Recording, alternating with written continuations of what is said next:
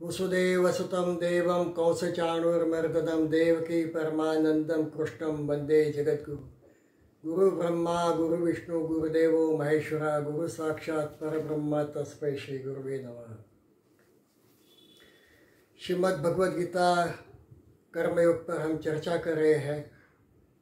मेरा ये सौभाग्य है कि मेरे वक्तव्य के बाद मेरे कई सारे मित्र मुझे उनके सूचन भेजते हैं, उनका अनुभव भेजते हैं, उनके उदाहरण भेजते हैं और उनका मंतव्य भी भेजते हैं, जिसके कारण मेरा जो एक ज्ञान है दिन प्रतिदिन बढ़ता है। न बुद्धि भेदम जनेत अज्ञानम, ये बुद्धि भेद पर एक बहन जी ने पुणे से मुझे बहुत अच्छे कमेंट्स भेजे और उन्होंने कहा कि ये बुद्धि भेद जो करना है वो आहिस्ते आहिस्ते होगा। इसके बारे में हमने चर्चा की है। तो कोई तमोगुणी है तो वो एकदम सत्वगुणी नहीं हो सकता है। तो तत्वगुणी प्रयत्न करते करते रजोगुणी होता है, रजोगुण के बाद सत्वगुणी होता है और आहिस्ता आहिस्ता उसको ज्ञान होता है और इस तरीके से वो परम पद तक पहुंच सकता है। जैसे जो माड़ी होता है वो 100 घड़े सींचता है, उसके बाद जब ऋतु आती है उस समय पेड़ वो उसका फ्रूट्स देते हैं, फल देते हैं। तो हमें थोड़ा इंतज़ार करना पड़ता है, एकदम कुछ बदलाव नहीं हो सकता है, चेंज नहीं हो सकता है। इसी तरीके से दूसरे एक मित्र है, उन्होंने अपने मंतव्य कई सारे दिए हैं जो मैं कई बार इसमें उसका संदर्भ देता हूँ। जो स्वयं एक बहुत बड़े साइंटिस्ट है, फिजिसिस्ट है, उनका गीता पे अगाध ज्ञान है और वो बार बार मुझे सूचन देते रहते हैं। ऐसे दूसरे एक दंपति है, वही भी फिजिसिस्ट है, TIFR से उन्होंने PhD किया था। वो सतत मुझे प्रोत्साहन देते हैं। तो इसके कारण मुझे ये गीता का वक्तव्य देने में मुझे उत्साह आता है, इंस्पिरेशन आता है। और यही इंस्पिरेशन श्री कृष्ण ने अब अर्जुन को दिया है, इसी तरह का। तो हम उसकी अब चर्चा करते हैं। कर्मयोग पर जब भगवान बता रहे हैं तो अर्जुन का जो प्रश्न है उसको ध्यान में रखिए। तत्किम कर्मणि घोरे माम नियोजयसि केशव, मुझे इस घोर कर्म में, ये युद्ध के घोर कर्म में आप क्यों इंडल्ज कर रहे हो, मुझे क्यों बता रहे हो कि घोर कर्म करो आप। इसका जवाब अभी तक भगवान ने श्री कृष्ण ने दिया। ये जो 29 श्लोक जो है वो भगवान ने इसका जवाब दिया। अब भगवान एक नई बात बताने वाले हैं और वे कह रहे थे कर्मयोग कैसे करना है। अभी तक कर्मयोग क्यों करना है ये बताया और बताएंगे कर्मयोग कैसे करना है। ये गुरु चाबी भगवान दे रहे हैं, इसके बारे में चर्चा करेंगे। मयि सर्वाणि कर्माणि संन्यस्य अध्यात्म चेतसा निराशी निर्ममो भूत्वा युद्धस्व विगज्योरा। ये कर्मयोग का ये जो अध्याय है, तीसरा अध्याय, इसका एक बहुत ही महत्वपूर्ण ये श्लोक है। मयि सर्वाणि कर्माणि संन्यस्य अध्यात्म चेतसा। हम प्रथम उसका शब्दार्थ करेंगे। मयि मेरे में, सर्वाणि कर्माणि सभी कर्मों को, संन्यास उसको छोड़ दो, मुझे समर्पित करो। संन्यास्य अध्यात्म चेतसा, अध्यात्म का अर्थ है भक्ति भाव पूर्ण अध्यात्म, विवेक बुद्धि से। तो ये अध्यात्म चेतसा, चेतसा यानी मन से, सभी कर्म मन से समर्पित करो। निराशी निर्ममो भूत्वा, निराशी, निरह आशी, नहीं आशी, किसी भी आशा रखे बिना, आशा रहित, निर्मम मन ममत्व रखे बिना, ममत्व रहित, भूत्वा होकर, युद्धस्व युद्ध में, विगज्वर जो हो गया है उसको छोड़कर, भूतकाल को छोड़कर अब युद्ध करो। ये इसका शब्दार्थ हुआ कि निराशी, किसी भी आशा रखे बिना, आशा रहित और ममत्व रहित और भूतकाल को छोड़कर आप आपके सभी कर्म भक्ति भावपूर्ण मन के द्वारा मुझे समर्पित करो, ये उसका भावार्थ हुआ। अब उसका हम तत्वार्थ देखेंगे। गीता में 3 मुख्य योग है। कर्मयोग 1 से 6 कर्मयोग है, 7 से 12 ये 6 अध्याय है, वो भक्ति पूर्ण है, भक्ति भाव पर है, भक्ति योग है। और 13 से 18 ये 6 अध्याय जो है ये ज्ञान योग पर आधारित है। अब यहाँ हम देखते हैं कि मयि सर्वाणि कर्माणि संन्यास अध्यात्म चेतसा, ये भक्ति योग आया। यहाँ भगवान ने भक्ति योग कहा है। निराशीर निममो भूत्वा, ये ज्ञान योग हुआ, और युद्धस्व ये कर्मयोग हुआ। तो भगवान ने ज्ञान योग, कर्मयोग, ज्ञान और भक्ति योग, ये 3 योग इसमें कहा है। ये गुरु चाबी बताई। दूसरे अध्याय की जो शुरुआत हुई कि तुम्हें कर्म करना ही पड़ेगा, कर्म के बारे में बताया। फिर निष्काम कर्म करो, फिर निष्काम कर्म को बुद्धिपूर्वक करो। अब यहाँ कहते हैं निष्काम कर्म बुद्धिपूर्वक करो और भक्तिपूर्ण करो। तो भक्ति ज्ञान समुच्चय यहाँ पे भगवान ने बताया है। ये कैसे होगा? अध्यात्म चेतसा, मन के द्वारा। हम ये बात बार बार करते हैं, हर रोज करते हैं, ऐसे कहे तो भी कोई हर्ष नहीं है। ऐसे है कि किसी को मकान किराए पे देना है, वो पूछते हैं कि आपकी शादी हुई है, पत्नी है, बच्चे हैं, और वो कहेगा कि नहीं मेरे अभी शादी नहीं हुए, तो शायद किराए पे नहीं देंगे। प्राइवेट कंपनी में, निजी कंपनियां जो होती है, उसमें भी ये प्रश्न पूछा जाता है कि आप विवाहित हो या अविवाहित हो। इसका कारण ये है कि जो अविवाहित है वो एक मुक्त पंछी की तरह होता है। वो कभी भी आएगा, कभी भी जाएगा, कभी भी नौकरी छोड़ देगा। एट्रिशन रेट जो निजी कंपनियों में है वो बहुत ज़्यादा हो जाता है जब अविवाहित होते हैं। तो जो विवाहित होता है उसका ध्यान सतत अपने कुटुंब की तरफ रहता है, पत्नी की तरफ, बच्चे की तरफ रहता है। वो कचहरी में काम करता है, वो पैसे कमाता है, वो सब कुछ करता है। किसके लिए करता है? अपने पत्नी की बात, अपने बच्चों के लिए वो करता है। जिस तरीके से वो मनपूर्वक सब कुछ, उसका ध्यान कुटुंब में होता है, पत्नी में होता है, बच्चे में होता है, इसी तरीके से आप मन के द्वारा मनपूर्वक संपूर्ण मन के मेरे को दे दो, मुझे दे दो, और सभी कर्म मेरे लिए करते जाओ।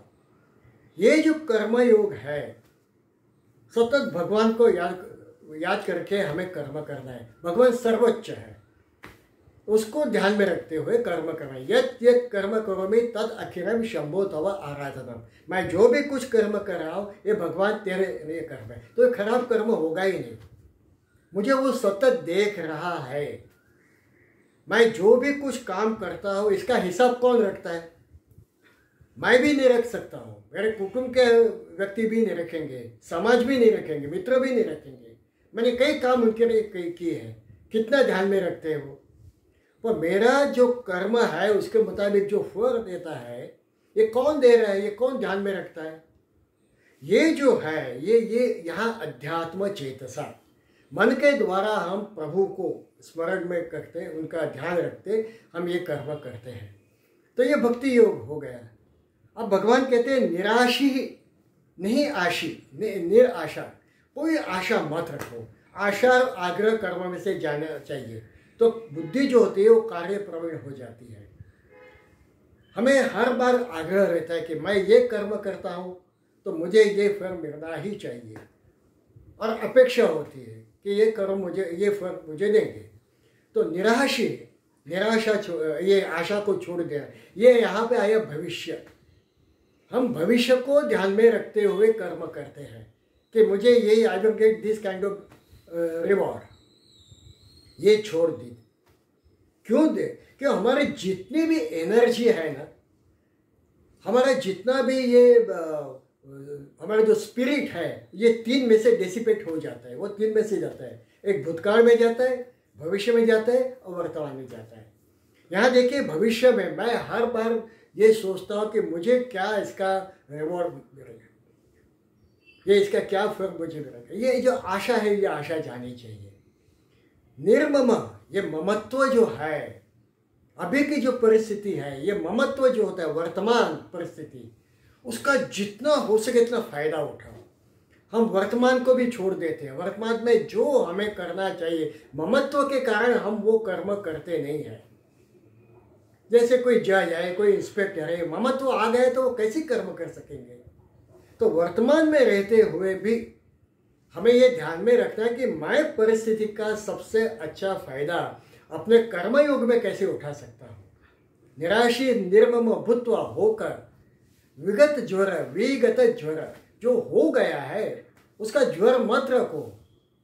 उसका जो टेंशन रहता है, भूतकाल में ऐसे हुआ तो मैं अब ये कर्म नहीं करूँगा, कई बार घाटा हो जाता है, उसमें से सीखना है। उसमें से इससे हम डिप्रेशन हमें नहीं आना चाहिए। भूतकाल जो होता है, भूतकाल में से सीखना है। भूतकाल की असर हमारे कर्मों पे नहीं होनी चाहिए। तो यहाँ भूत भविष्य भूतकाल तीनों भगवान ने कहा कि इसमें से हमारे सब एनर्जी जाती है, उसको रोको और आप कर्म करो। देखिए कितनी अच्छी बात कर्मयोग की भगवान ने यहाँ पे बताई है। मैं आपको एक उदाहरण देता हूँ। ऐसे तो किसी जीवित व्यक्ति का हम उसकी स्तुति या निंदा नहीं करते, पर ऐसे हुआ कि वेस्ट इंडीज के सामने 5 टेस्ट मैच में वेस्ट इंडीज में हो रही थी। भारतीय एक बैट्समैन था, वो हर बार मार्शल और होल्डिंग के गेंद पर विकेट के पीछे वो कैच आउट हो जाता था, जो बहुत ही अच्छा बैट्समैन था, पर कुछ उससे क्षतियाँ उसमें उस समय आ गई और हर बार वो आउट हो जाता था बहुत कम स्कोर में। इसका प्रभाव बाकी के बैट्समैन पर पड़ता था और भारतीय टीम को काफ़ी सारा भुगतना पड़ा। बहुत खराब तरीके से हम हार के वापस आए। जब वो वापस भारत में आने के बाद वो जो बैट्समैन था वो पुणे में एक ऐसे कोच के पास गया जो रणजी ट्रॉफी भी नहीं खेला था, और उसने जाके उनको बताया कि देखिए मैं बार बार विकेट के पीछे आउट हो जाता हूँ, विकेट कीपर के द्वारा आउट हो जाता हूँ या तो स्लिप में आउट हो जाता हूँ, तो क्या है मुझे आप कोचिंग दीजिए। देखिए ये एक बहुत बड़ी बात है। इतना बड़ा बैट्समैन, विश्व प्रसिद्ध बैट्समैन एक सामान्य कोच के पास गया है। हमें अपना ईगो छोड़ना है। ये ईगो जो होता है बहुत खराब होता है। ये ईगो को छोड़कर वो उस कोच के पास गया। उसने 1 हफ्ते तक देखा कि बैट्समैन में क्या क्षतियाँ हैं। उसने बताया देखिए थोड़ा सा आप ऐसे करो ठीक हो जाएगा। इसके तुरंत बाद वेस्ट इंडीज यहाँ पे आई और 5 टेस्ट मैचेस की सीरीज थी। टीम मैनेजमेंट ने ये बैट्समैन को बताया कि 5 टेस्ट तक हम आपको ड्रॉप नहीं करेंगे, आपका परफॉर्मेंस अच्छा नहीं तो भी हम आपको ड्रॉप नहीं करेंगे। उसको एक श्योरिटी दे दी, आप ठीक तरह से बैटिंग करो। इतना ही नहीं, आप ऐसे मारो मार्शल और होल्डिंग को और वेस्ट इंडीज के जो पेसर है उनको कि उनका अहम टूट जाए, उनका जो भय है भारतीय दूसरे क्रिकेटर पर वो छूट जाएगा। आप शुरू से उसको मारो, आप रन की चिंता मत करो, उसको मारना आपका काम है। ये उसको एश्योरेंस दिया गया। ये बैट्समैन ने उसका जो भूतकाल था, जो भूतकाल को उभर के भविष्य के भी उनको चिंता नहीं रही।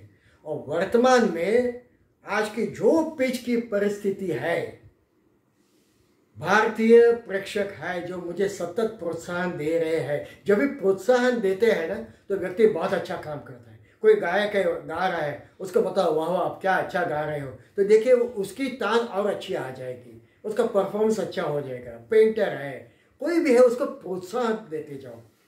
भारतीय जो प्रेक्षक थे वो इसको प्रोत्साहन दे रहे थे, उसका पूरा फायदा उसने उठाया और पहले ही ओवर से उसने मार्शल और होल्डिंग को ऐसे मारा है कि उसने विश्व विक्रम कायम किया। मैं नाम नहीं दे रहा हूँ, आप समझ गए होंगे कौन है। ये जो है निराशी निर्ममो भूत्वा युद्धस्व विगच्छ। युद्धस्व करो, आप युद्ध करो यानी कर्म रूपी युद्ध करो।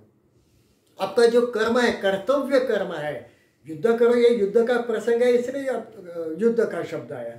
इसका अर्थ है आप कर्म योग करो, आप अपना कर्तव्य कर्म करो, कोई भी आशा मत रखो। आप निर्ममत्व हो जाओ, उसकी कोई ममता मत रखो। कौन सामने है देखो मत, आपको आपका कर्तव्य करना है। और भूतकाल को भी छोड़ दो। तो यहाँ जो भगवान ने है कर्मयोग का बहुत बड़ा सिद्धांत बताया और कहा कि आप संन्यास से अध्यात्म से आप मुझे वो सब कर्म अर्पण कर दो। ऐसे है कि क्रिया होती है, क्रिया में जब अहम आ जाता है तो वो कर्म बनता है। क्रिया में जैसे अहम आ गया, ईगो आ गया कि वो कर्म बनता है, और कर्म बना तो कर्म का फल तो होता है इष्ट, अनिष्ट और मिश्र। ये तीनों में से कोई भी एक उसका फल जो है वो निश्चित है। जैसे हमारे बहुत सारे कर्म है वो मिश्रित होते हैं, वो अच्छे भी होते हैं बुरे भी होते हैं, उसका फल अच्छा भी होता है बुरा भी होता है। तो ये मिश्र हो गए, किसी के अच्छे आते हैं किसी के बुरे आते हैं। तो इष्ट, अनिष्ट और मिश्र ये तीन उसके कर्म फल होते हैं। ये सब कर्म फल को छोड़ देना है। तो यहाँ जो कर्म है वो कर्म हमें फल देता है, पर यदि हम ईगो रखे ही नहीं तो कर्म बनता है, वो सिर्फ क्रिया बनती है, और क्रिया बनेगी तो उसका कोई फल हमें भुगतना ही नहीं पड़ेगा। और ये भगवान हमें एश्योरेंस दे रहे हैं, या भगवान हमें उत्तेजित कर रहे हैं, भगवान हमें इंस्पिरेशन दे रहे हैं, हमारा हमें प्रोत्साहन दे रहे हैं। तो ये बहुत ही महत्वपूर्ण श्लोक है। अब हम आगे की तरफ जाते हैं। ये मे मतमितम नित्यम अनुतिष्ठन्ते मानवा श्रद्धावंतम अनसूयन्तो मुच्यन्ते ते भी कर्म भी। ये मे मतमिदम, ये मेरा, ये मे मतम, ये मेरा मत है, इदम यह मेरा मत है। कौन सा? जो अभी बताया मयि सर्वमिदं मयि सर्वाणि कर्माणि जो बताया भगवान ने, ये मेरा मत है। इदम नित्यम अनुतिष्ठन्ति मानवा, नित्यम हमेशा, अनुतिष्ठन्ति जो खड़ा रहता है, जो करता है, जो उसका अनुसरण करता है, मानवाहा मानव, श्रद्धावंतम अनसूयन्तो जो श्रद्धा पूर्वक करता है, श्रद्धा होनी चाहिए। अनसूयन्तो, अनसूयन्तो यानी द्वेष रहित, श्रद्धापूर्वक द्वेष रहित, ये जो करता है, मुच्यन्ते, मुच्यन्ते ये मुक्त हो जाता है, ते अपि वह भी, कर्म भी, कर्म में से, जो ये मेरे मत के अनुसार अनुसरण करता है। कौन? मानवा। और कैसे? श्रद्धा रख के और द्वेष रहित, वो भी कर्म बंधन से मुक्त हो जाता है, यह एश्योरेंस है। यहाँ हम थोड़ा एक हमें बात करनी है। अनुतिष्ठन्ति मानवः या मानवः कहा गया है। गीता है, यह एक वैश्विक ग्रंथ है, ये हिंदू धर्म का ग्रंथ सिर्फ नहीं है। It's a Bible of humanity, it's not just Bible of Hinduism. यहाँ मानवः कहा गया है, और आगे भी भगवान हर बार कहते हैं मानव मानव मानव मानव। यथा प्रवृत्तिर्भूतानां येन सर्वमिदं ततं स्वकर्मणा तमभ्यर्च्य सिद्धिं विन्दति मानव। मानव को मैं सिद्धि दे देता हूँ। यहाँ सिद्धि विन्दति हिंदुआ नहीं कहा है, वैसे यहाँ भी अनुतिष्ठति हिंदुआ नहीं कहा है। लेकिन हिंदू धर्म का ये सबसे बड़ा जो एक प्लस पॉइंट है वो ये है, हमारे जितने शास्त्र है इन्होंने सिर्फ हिंदू धर्म के बारे में नहीं कहा है, ये सब शास्त्र संपूर्ण विश्व के लिए बताए हैं। ये हिंदू धर्म की विशेषता है। यहाँ मानव शब्द का उपयोग किया है। नित्यम अनुतिष्ठ, नित्य, सिर्फ एक बार नहीं अनुतिष्ठ, अनुसरण करना है, सिर्फ थोड़ा किया फिर छोड़ दिया, थोड़ा किया जो, ऐसे नहीं। नित्य, मैंने जो कुछ कहा उसका सतत नित्य जो अनुसरण करता है, ये मेरा मत है कि वो कर्म में से छूट जाएगा, कर्म बंधन में से। ये में मतमिदम, मत, मत का शब्द जो है, मत का अर्थ है मति में से मत शब्द आया, ये मेरा मत है। मत शब्द का ऐसे हुआ कि थोड़ा विपर्यास हुआ है। जर्मनी में जब संस्कृत का भाषांतर कर रहे थे, बहुत वर्षों की बात है, तब उन्होंने ये मत शब्द का अर्थ किया धर्म। मत शब्द का अर्थ किया धर्म। बुद्ध का मत जो है तो बौद्ध धर्म किया, बुद्ध मत यानी बौद्ध धर्म। क्राइस्ट मत यानी ख्रिस्ती धर्म, मोहम्मदीय मत यानी इस्लाम धर्म। अब जब हिंदू धर्म की बात आई तो वे कंफ्यूज हो गए, क्योंकि हिंदू धर्म में एक मत है ही नहीं। ख्रिस्ती धर्म में, इस्लाम धर्म में, बौद्ध धर्म में जो उनके धर्म संस्थापकों ने जो किया, जो कहा, वो उनका मत बन गया। पर हिंदू धर्म का कोई संस्थापक है ही नहीं, और हिंदू धर्म में असंख्य मत है। और यही बात महाभारत में जब यक्ष ने युधिष्ठिर को पूछा था, तो उसका जो युधिष्ठिर ने जवाब दिया कि व्यक्ति क्या कर्म करे, कैसे कर्म करे, तो उसने कहा तर्को प्रतिष्ठ श्रुतयो विभिन्न नैको ऋषि यस्य वचन प्रमाण धर्म से तत्व विहितम गुहायाम महाजनो ये नगता सा पंथा। तो उसमें कहा नैको ऋषि ऐसे वचन प्रमाण, एक ऋषि का वचन कैसे ध्यान में रखे। कई सारे ऋषि मुनि हो गए, कई सारे तत्व चिंतक हो गए, इनके असंख्य मत है, हम किसके मत को ध्यान में रखें। ये बहुत बड़ी बात हिंदू धर्म में ये चीज़ है। जर्मनी यहाँ पे कंफ्यूज हो गए कि ये हिंदू धर्म जो है उसमें तो बहुत सारे मत है, तो ये हिंदू धर्म नहीं है। एक आयरिश ने ये बताया, और वो वाक्य इतना डेंजरस है कि आज भी हमारे हिंदू धर्म में ये यही बात करते हैं कि हिंदू ये धर्म नहीं है, ये एक सोच है, it is a way of life. ये बहुत ही गलत बात उसने कही और इसका इतना प्रभाव पड़ा है। आज हम देखते हैं ये यंगस्टर्स, युवान होते हुए कहते हैं हिंदू धर्म नहीं है, ये एक सोच है। बहुत गलत चीज़ें उन्हें बता रही है। ये देखिए प्रभाव जो विदेशियों ने कहा, उसका प्रभाव हमारे धर्म, हमारे सोच पर पड़ता है। मतम इदम, ये मेरा मत है, कई सारे मत है। शंकराचार्य ने अपना मत दिया, गर्भाचार्य ने अपना मत दिया, मध्व ने अपना मत दिया, रामानुजाचार्य ने अपना मत दिया। ये कई सारे मत हो गए, कई सारे तत्वचिंत ऋषि मुनि महानुभाव, इन्होंने अपने अपने मत रखे हैं हिंदू धर्म में, और हमने किसी का भी खंडन किया नहीं है। ये बहुत सोचने जैसी बात है, ये क्यों ऐसा हुआ। शंकराचार्य का जो मत है, उन्होंने ये जो आचार्यों ने, जो ये धर्मगुरु है, उन्होंने उस समय की परिस्थिति क्या थी, राजकीय परिस्थिति क्या थी, सामाजिक परिस्थिति क्या थी, कौटुंबिक परिस्थिति क्या थी, कौन से साधन थे, ये सबको ध्यान में रखते हुए उन्होंने हिंदू धर्म का अर्थघटन किया है। और हम हर बार अपना जो सिद्धांत होते हैं उसको हम कभी चिपक के नहीं बैठे, हमने उसमें फ्लैक्सिबिलिटी रखी है। इसी कारण हिंदू धर्म आज तक टिका है। हिंदू धर्म के या वैदिक धर्म के समकक्ष 49 संस्कृतियाँ हुई, मानव संस्कृतियाँ हुई, मानव सभ्यताएं हुई। मैं इसके बारे में बार बार कहता हूँ, आप इसका अभ्यास करो। मेसोपोटामियन संस्कृति, इजिप्शियन संस्कृति, नाइल संस्कृति, ग्रीक संस्कृति, रोमन संस्कृति, मायन संस्कृति, चाइनीज संस्कृति, एसीरियन संस्कृति, कई सारी संस्कृतियाँ हो गई। इतिहास का अभ्यास करें तो ये सभी संस्कृतियाँ ने मानव को बहुत कुछ दिया। सभी संस्कृति का कुछ न कुछ तो योगदान है, सभी की अभी हम बात नहीं करते हैं। बहुत अच्छी अच्छी संस्कृति है, बहुत अच्छे अच्छे तत्व चिंतक हो गए। ग्रीक संस्कृति में, रोमन संस्कृति में कितने सारे चिंतक हो गए। कहाँ गई वह संस्कृतियाँ, क्यों उनका नाश हुआ, ये सोचने जैसी बात है। और 49 संस्कृति में से एक भी जीवित नहीं है, सिर्फ हिंदू संस्कृति जीवित है।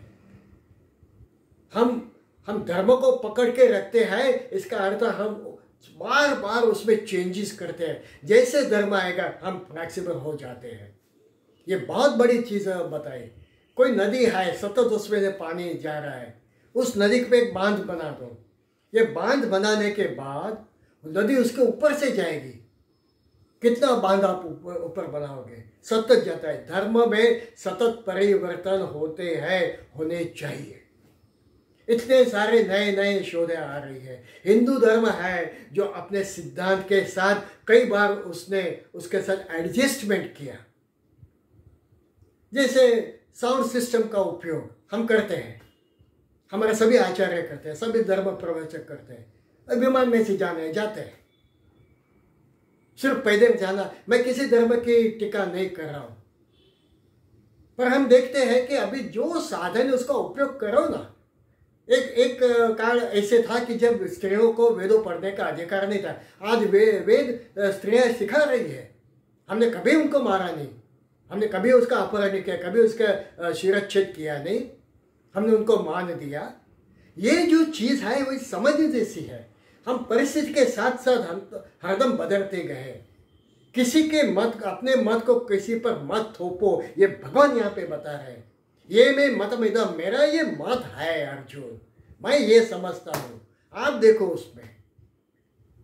आपको यदि मेरे सिद्धांत मंजूर आ रहे हैं, यदि मान्य है तो करो, नहीं तो छोड़ दो। और भगवान ने 18वें अध्याय में तो संपूर्ण गीता खत्म होने के बाद, संपूर्ण होने के बाद अर्जुन को कहा है, इदं ते गुह्यतम गुह्यम अध्यात्म, इदं ते ज्ञान आख्यातम गुह्यात गुह्यतरम मया विमृशेद आशेषेण यथेच्छसि तथा करो, यथा इच्छसि तथा करो। आपको जो मन में है वो करो, युद्ध करना है करो, नहीं करना है तो चलो जाएंगे वापस। पर मैंने जो कहा या विमृशेद आशेषेण, मैंने जो कहा उसको पूर्ण तरीके से याद करो। यही भगवान यहाँ पे बता रहे हैं। कहीं किसी पे कंपैरिजन नहीं है। मेरा मत ये है, पेड़ है, पेड़ छोटा होता है, उसके आजू बाजू में हम ब्रिक्स बना देते, अच्छा टायर्स बना देते अपने कंपाउंड में। आहिस्ता आहिस्ता जब वो पेड़ बड़ा हो जाता है, वो जो उसके टायर्स को उखाड़ देता है, वो जो पैरापेट बने वो तोड़ देता है, क्योंकि वो उसके साथ फ्लेक्सिबल नहीं है, वो भी बढ़ते नहीं गई। पर पेड़ के आजू बाजू में जो बार्क होता है वो बढ़ता जाता है, इसलिए वो उसके साथ चिपक के रहता है। तो धर्म के बारे में भी ये होना चाहिए।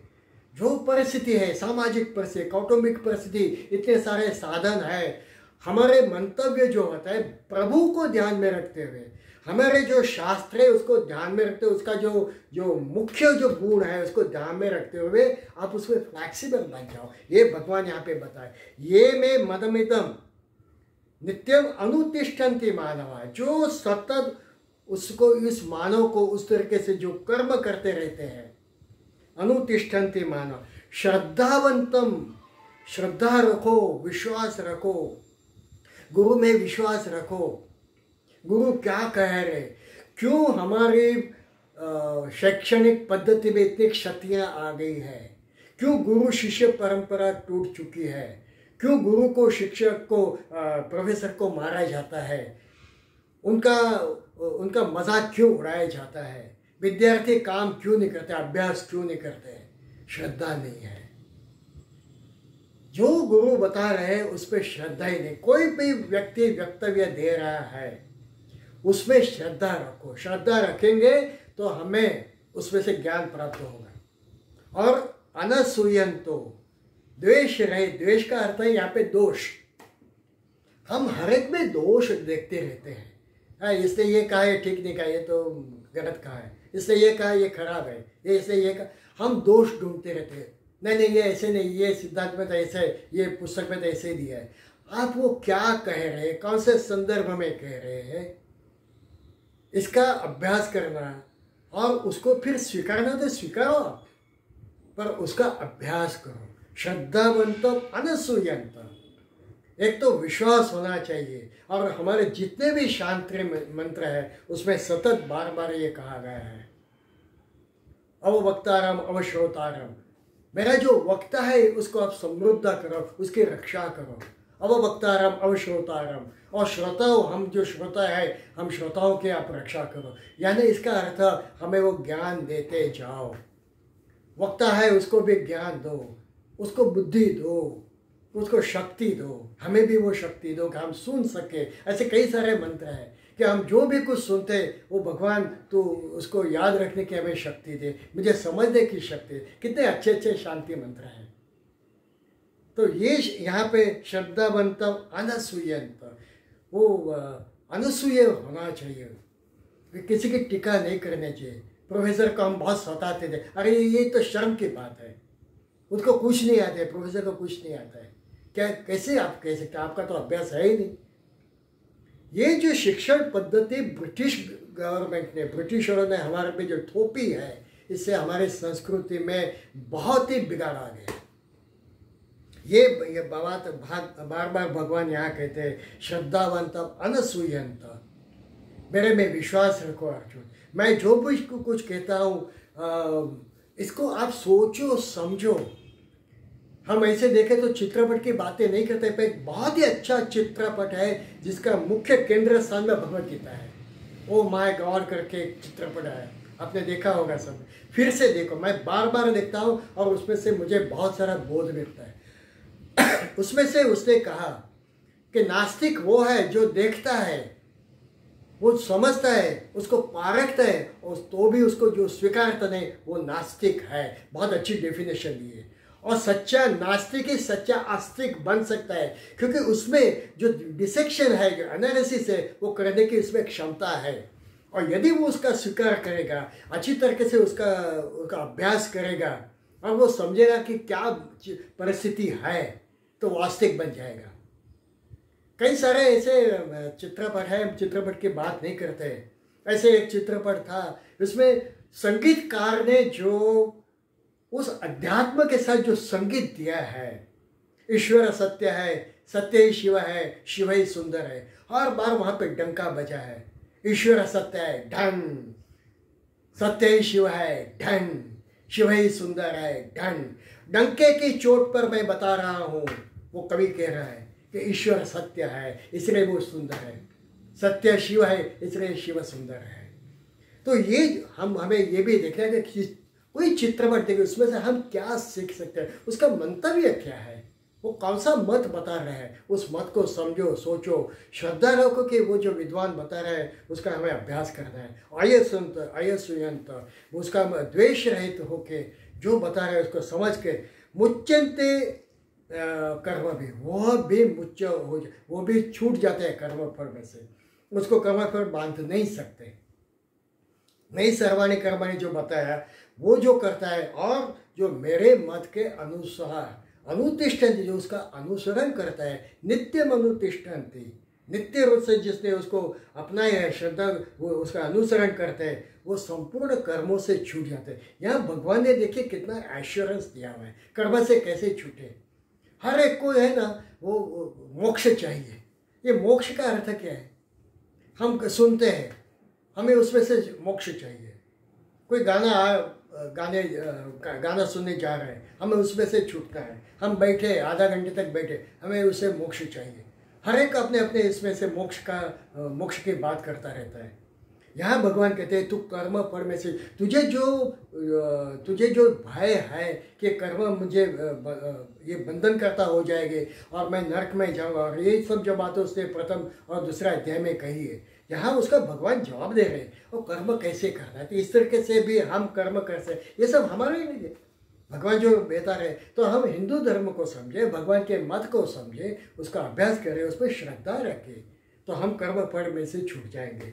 और जो नहीं छूटते उसका क्या है, यहाँ भी भगवान ने बता दिया कि जो समाज में तो दोनों प्रकार के व्यक्ति होते हैं, कुछ मानते हैं कुछ नहीं मानते हैं, उसका भी भगवान ने दिया है। ये तो एतद अभय अयसूयंतो नानु तिष्ठन्ते मे मतम सर्वज्ञान विमूढ़ान तान विद्धि नष्टान चेतसा। यहाँ पे रेड सिग्नल भगवान ने दे दिया, यह धमकी नहीं है। जब हम किसी को सुनते हैं, प्रथम उसका शब्दार्थ करें, ये तो एतद और तू यानी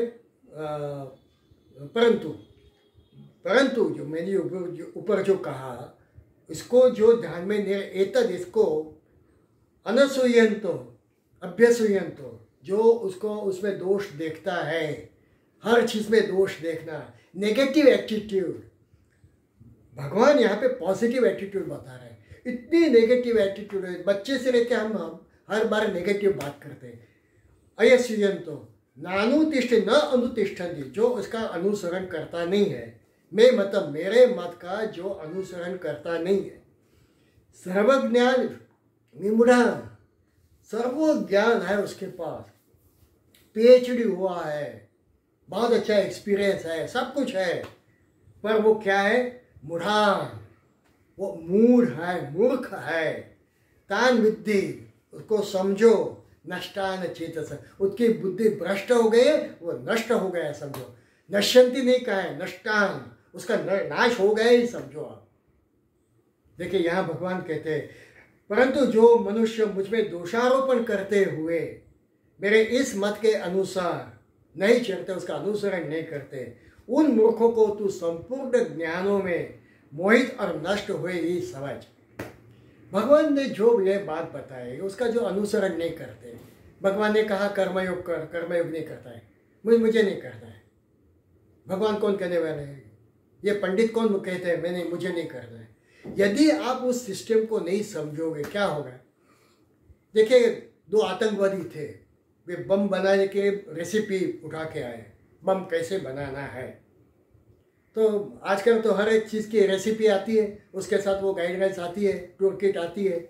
आप अमेज़ोन से कोई भी चीज़ मंगाइए, उसकी टूर किट आ जाती है, ऐसे करो ऐसे करो ऐसे करो।